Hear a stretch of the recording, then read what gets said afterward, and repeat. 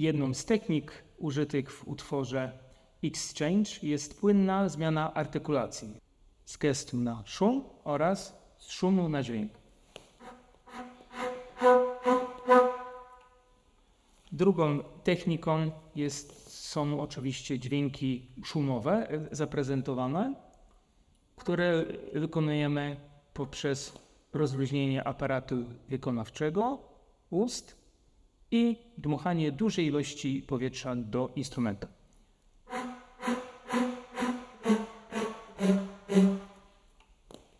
W partii klawesynu również zostały zastosowane 3 różne techniki.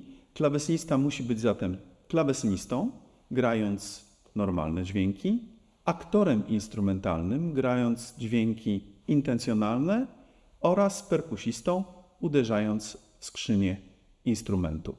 Muszę powiedzieć, że z efektem dźwięków intencjonalnych spotkałem się po raz pierwszy i jest on szczególnie trudny do wykonania, dlatego że bardzo łatwo jest po prostu uderzyć klawisz i wydobyć dźwięk w tym miejscu, w którym nie powinno go być, a powinien pozostać tylko gest. Istotnym elementem, który może stwarzać problemy wykonawcze, jest wspólne znalezienie tempa i pulsu w fragmentach, w których używamy jedynie gestu. Dlatego posiłkujemy się dyrygowaniem. Tutaj rolę przejęła partia pierwszego fletu, gdzie na gest wiemy, jaki jest puls, żeby go nie zgubić.